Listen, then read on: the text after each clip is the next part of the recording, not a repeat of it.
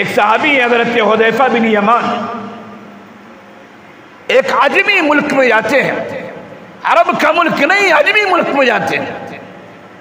वहां खाना खा रहे हैं, वो बाजू में हज़रत हुदैफा बिन यमान का गुलाम भी बैठा हुआ है।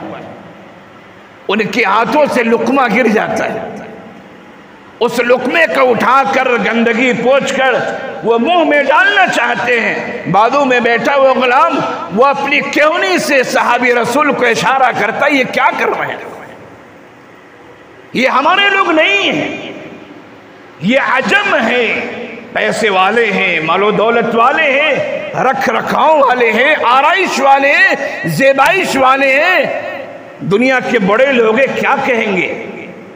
उसने तो आहिस्ते से इशारा किया था, लेकिन कुर्बान जाइए हजरत हुदैफा रज़ी अल्लाह अन्हु पे, उन्होंने तारीखी जुमला कहा, फरमाया अनतरुकु सुन्नत नबीना लिहाउलाइल हुमका। तुम इशारे से क्या कह रहे हो, क्या मैं इन बेवकूफ़ों की वजह से अपने नबी की सुन्नत को छोड़ दूंगा? मैं तो गिरे हुए लुकमे को उठाऊंगा, गंदगी पोंछ कर उसे खाऊंगा। ये कहते हैं मोहब्बत, नबी के कौल से, नबी के फ़ेल से मोहब्बत।